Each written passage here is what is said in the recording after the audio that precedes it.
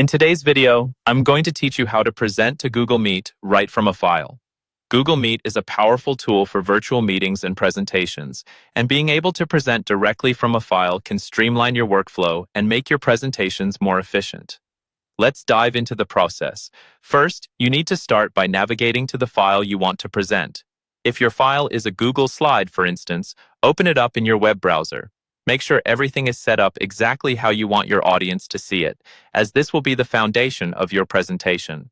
Once you've got your file ready, the next step is to join your Google Meet call or set up the call where you will present. You have the option here to click Join a Call or directly select Present this tab to the call. This feature directly integrates your Google Slides with Google Meet, making it convenient for you to switch from file setup straight into presentation mode without any hassle. After joining the call, you'll encounter an option labeled Sample.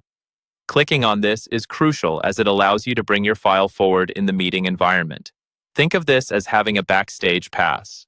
It's your gateway to presenting directly from your prepared file to the live call participants. Now you need to select Just Present this tab. This option is quite user-friendly, focusing the audience's attention solely on the tab containing your file. It avoids distractions by not sharing your entire screen, keeping the focus on the content you're sharing.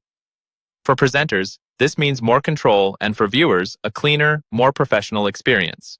As you hit Just Present this tab, there will be a prompt asking for permission to share your screen. You will need to click Allow.